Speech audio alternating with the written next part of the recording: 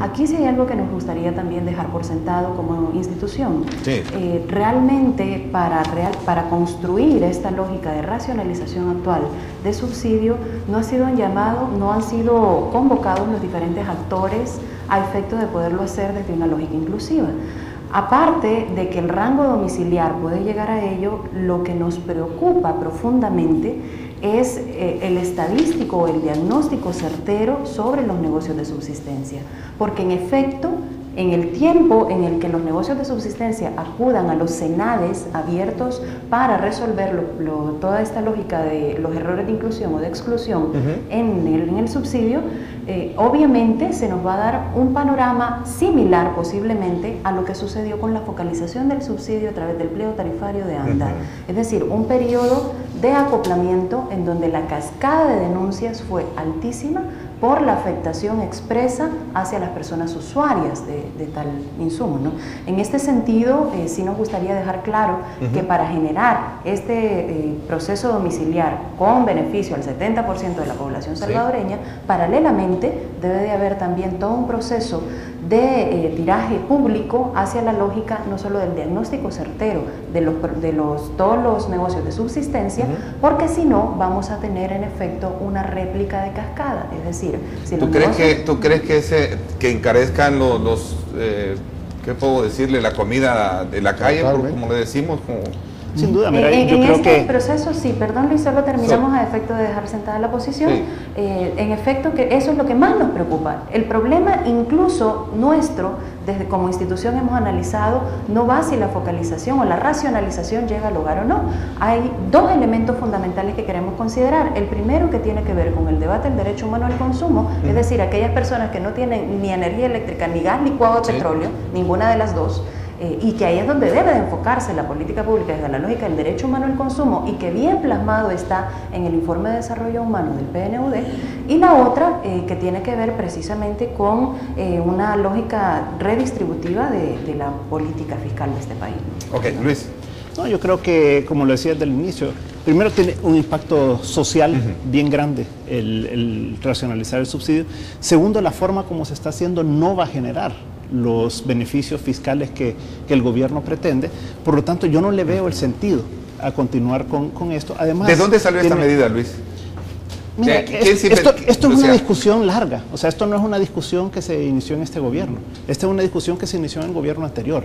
Yo me acuerdo que más o menos allá por el 2007, 2008, se comenzó a discutir que esto estaba llegando en mayor proporción hacia las personas de más ingresos y recursos que hacia las personas de más escasos recursos, y ahí están todos los estudios que lo prueban. Entonces lo que se dijo es, miren, hay que quitárselo a las personas de más altos recursos para solo dejárselo a las personas de más escasos recursos. Lo que pasa es que en la forma como lo está haciendo el gobierno, sigue abarcando a gran parte de las personas de altos ingresos. Y además, recordemos que estamos en un año electoral. Yo creo que a este gobierno se le acabaron los plazos políticos para poder hacer este tipo de medidas que tienen impactos sociales y políticos muy grandes. Entonces, yo, si quieres mi opinión, no lo van a hacer. O sea, mi opinión es que ya se le acabó el tiempo político en el que podía haberlo hecho este gobierno, que debió haber sido el 2009. Realmente, que es cuando tenía todo el capital político, no estaba en la víspera de una elección que es muy importante para todos los partidos políticos, incluyendo al FMLN, Arena y a todos los demás. Por lo tanto, yo no creo que vaya a tener un apoyo político el gobierno para poder hacerlo. Y por el otro lado, el tema con los organismos multilaterales, con el Fondo Monetario, con el Banco Mundial, al final si el gobierno dice, mire, yo no lo hago, no lo hace y punto. Bueno, o sea, es una decisión soberana del país el no hacerlo. Entonces, yo tendería a pensar que no lo van a hacer, porque ya en la forma como esto va avanzando, el tiempo va pasando y con los pocos beneficios que ni siquiera fiscales va a tener, entonces yo creo que no tiene sentido el continuar con esto, sino es buscar otras formas de resolver los problemas. El mecanismo de aplicación ya lo han examinado ustedes, y hago esto porque cuando es bien importante saber de dónde nace esa fórmula para ser aplicado, esa racionalización. El periódico El Diario de Hoy, de fecha 25 de enero, elsalvador.com, por cierto, dio una información en la que detrás decía, y lo voy a leer textualmente, como dice, de la atropellada focalización del subsidio se encuentra un asesor de todos los funcionarios conocidos, que ya ha prestado su servicio como asesor en temas de combustible.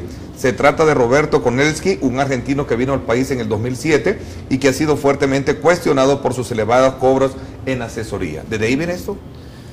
Mira, yo creo que es más importante volver un poquito a lo que estaba diciendo Luis. Sí. Eso que dice el diario ahí, atropellada decisión de la focalización, esto no es atropellado, esto, como decía Luis, estamos discutiéndolo. Yo por lo menos, y no sé, yo haría una pregunta muy rápida. Sí. ¿Tú estás de acuerdo con la focalización del subsidio? Sí. ¿Ya? ¿Tú estás de acuerdo con No, yo no. ¿Tú no estás de acuerdo con la... No, tú no, lo dices que se mantenga totalmente? Es que ese no es el problema. Bueno, no, pero conceptualmente tú no estás de acuerdo entonces. No. Ya, quería saber eso. Porque hay una cosa que es bien clara. Las finanzas públicas no dan más para seguir teniendo este tipo de subsidio. Habría que focalizarlo. Pero lo que es extraño, no es atropellado. Si llevan más de un año estudiando la metodología. Aquí hay sencillamente 2 años, hay sencillamente un fracaso en la capacidad técnica para poder encontrar una solución. Y está el caso de República Dominicana, hay otros casos en otros países. No puede ser que sigamos con esto. Y a esta altura aparece... Claudio, las gaseras que por 25 años que se mantuvo este subsidio, el día de ayer yo conversé... Más de 25 años, viene del año 1974. En la primera crisis financiera de petróleo mundial que hubo. Gracias por corregirme.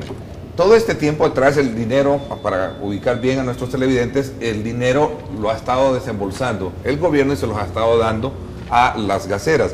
Ayer precisamente esto que tiene que ver con ellos, desde luego, quise abordar algunos aspectos con ellos y me decían que no tenían conocimiento de cómo iban a hacer hoy con este nuevo mecanismo. Imagínate tú, ayer en la mañana y en la tarde se anuncia la medida, doctor. Mira, yo creo que efectivamente, técnicamente, no han tenido capacidad de dar una respuesta. Eso es cierto, eso está a la vista, pues siguen cambiando. Dando vueltas. Siguen cambiando, está claro. En segundo lugar, yo no sé por qué, teniendo la información, porque yo la información que uso es de ellos. Claro. Aquí está cómo está estratificado el consumo del gas por nivel de condiciones de ingresos de la población. Entonces, si al final quieren porque sí, si una gente tiene dinero para pagar el gas, que no le dé subsidio. Pero es más, no han podido establecer realmente cuál es el subsidio. Te voy a decir por qué. Bueno, el subsidio que paga el gobierno se sabe. ¿Cuál debería ser el subsidio? Es la afirmación. Porque no tienen estudios financieros de realmente cuál es la situación financiera de las empresas. No saben realmente cuál es la utilidad que están teniendo las empresas con ese precio que dicen que es de 13.50. Yo creo que ni el costo. Por eso, no conocen ni el costo. Entonces, ¿cómo puedes ofrecieron una fórmula para bajar la gasolina y no la sacaron nunca. ¿Cómo puedes tú pretender decir que el subsidio es 8.50 si de repente puede ser hasta $10 o 11 porque el costo no lo han establecido? ¿Qué es lo que yo digo? Para la electricidad, para la telefonía, para el agua, para el gas, establezcan por costos y en base a costos establezcan una rentabilidad razonable para las empresas. Son 13 o 14 dólares lo que va a costar el tambo de gas de 25. Pero yo coincido con Salvador. Yo creo que es probable que sea más, que sea 15, 16. Puede ser que porque no saben ahorita cuánto es. Porque no tienen un estudio de costos. Y es que es lo mismo para todos los servicios. Nosotros hemos estado... Y mira, y los estudios que se han hecho en la asamblea nos dan los elementos para tener este criterio. Y sabes que lo peor, este programa aparezca como ave de mal agüero. Yo creo que la medida está bien. El mecanismo seguramente es el que no está bien. Desde mi punto de vista, ni la medida está bien, y el mecanismo la termina de a ver, pero es bueno racionalizar, porque yo creo que muchos no podemos poder Ernesto, por eso. A mí me gustaría yo creo que vamos a estar de acuerdo en dos cosas. Espérame, Naira. Sí, ahorita. En dos cosas vamos a estar de acuerdo. Uno es que no deberíamos de seguir subsidiendo a los hondureños y a los guatemaltecos. Y eso primero, ahora que es un 25 a 30% del total de lo que se... Y lo otro es las personas de más altos ingresos. Pero yo creo que en esas dos cosas sí deberíamos estar de acuerdo. Pero que enfrenten el contrabando. ¿Cómo es que se pueden llevar tantos cientos de miles de tambos y no lo detectan? sea, es un problema de ineficiencia de control de contrabando. Son 2 millones y medio. Son 2 millones y medio de tambos, dicen que se llevan. Es una cantidad, esos son ríos de camiones que pasan por la frontera. ¿Cómo es que no lo pueden controlar? Todos los días. Entonces, no me vengan a afectar a la situación de los vendedores ambulantes, a los que hacen comida, a las de los mercados, como que van a encarecer la vida de la gente que ahora come en su lugar de trabajo solo por el contrabando. Resuelvan el contrabando y al final, si quieren que los de altos ingresos paguen el subsidio del gas, que paguen por lo menos la renta, hombre, que no haya tanta ilusión. Pero además racionalicémoslo en ese segmento de la población, ¿verdad?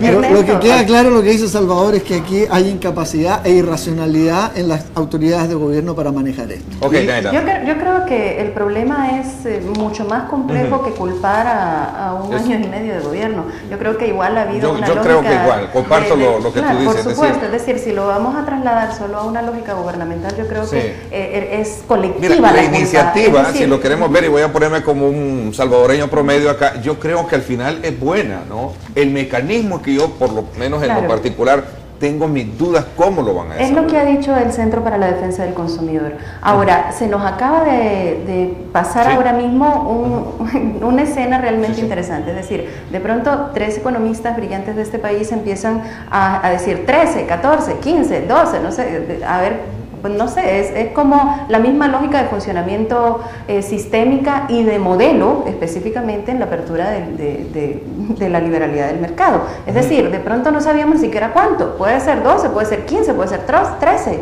Esta lógica sistémica, en donde en efecto algunos de los economistas que están ahí presentes ya han dicho que han visto la secuencia sistémica de crisis, bueno, no desde los 30, pero sí la de los años 30, la de los años 70 y ahora en los 2000, lo que realmente debemos de pensar es si es dentro de esa lógica sistémica que debemos de buscar los modelos suficientes o pertinentes. El PNUD lo dijo, y yo voy a citar cada vez que pueda también lo que arrojó el informe de desarrollo humano, porque la lógica de desarrollo que está aplicando el país, cuidado y no sistémica, sino que es la aplicación en diferentes modelos, pero con los peores vicios del modelo. Es decir, la posibilidad no solo de la expansión del mercado a tal punto donde no haya una planificación propia como Estado, sino que lo peor del caso es sin tener una lógica de largo plazo. Es decir, estamos pensando, incluso en el debate nos ha pasado, estamos hablando de gobiernos, este país ¿pero debe qué de dice pensar el PNUD en ese estudio sobre el gas? No, ahí yo estoy de acuerdo, es decir, lo que dice... Ellos son bien claros, ¿verdad? A ver, sí, claro, lo que dice, pero ¿qué ha creado estos niveles de exclusión? ¿Qué es lo que ha creado esta brecha de población que no tiene ni siquiera posibilidad de tener gas licuado de petróleo y aquella que sí puede hacerlo, o aquel que tiene un proceso de contrabando? Es decir, también tiene que ver con todo un proceso histórico que ha vivido este país dentro de un sistema determinado y dentro de un modelo procesos específico. Históricos que se elige un nuevo gobierno para cambiarlos. Pues. Bueno, mira. Claro, y ahora, un gobierno, idea, yo tampoco quiero entrar a la lógica de discusión de que si un gobierno lo hace o no. Yo creo que este país necesita entrar a un debate de construcción de país que garantice entonces la política pública. Por supuesto, y lo compartimos con el mayor de los gustos. El CDC lo ha estado diciendo desde hace mucho tiempo ya. Mira, este país necesita el debate soberano suficiente para construir política pública de Estado, más allá de seguir echando culpas a gobierno. Todas y todos somos país. Y es ahí donde la ciudadanía yo quiero tomar la palabra. ¿Por qué estamos hablando de este gobierno? Porque él es el que está encargado ahorita. Claro, y por eso también, por eso se le señala a los gobiernos anteriores cuando estuvieron encargados. Este problema viene, el problema de la pobreza es un problema sistémico y que con el neoliberalismo se ha agudizado. Y mientras eso es falso. Y mientras se siga mientras se siga el mismo modelo en este sistema capitalista, esto no tiene solución.